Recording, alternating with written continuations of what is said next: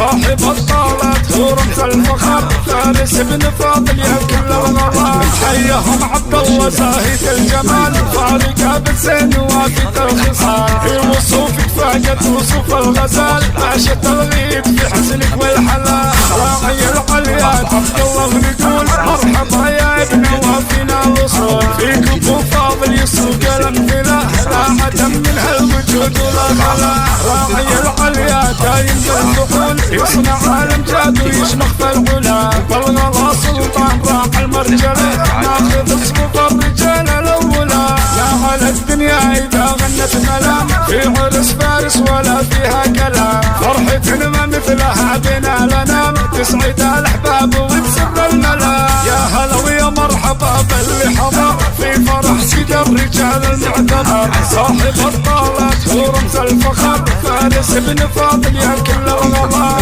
حيهم عبد الله زاهد الجمال فارق بالزين وافد الخصال في وصوفك فاقت وصوف الغزال باشا الغيب في حسنك والحلال مرحبا يا المعرس عبد الله ونقول مرحبا يا ابن وافينا الوصول فيكم فاضل يسوق الامثله لا عدم من هالوجود ولا خلا راعي العليا دايم بالفحول يصنع عالم جاد ويشمخ في العلا والغلا سلطان راح المرجله ناخذ صفوف الرجال الاولى لا على الدنيا اذا غنت ملام في عرس فارس ولا فيها كلام فرحة ما مثلها بنا لنام تسعد الاحباب وتسر الملا يا هلا ويا مرحبا باللي حضر في فرح سيد الرجال المعتبر صاحب الطالات ورمز الفخر فارس بن فاضل يا كل الغرام يا هلا ويا مرحبا باللي حضر في فرح سيد الرجال المعتبر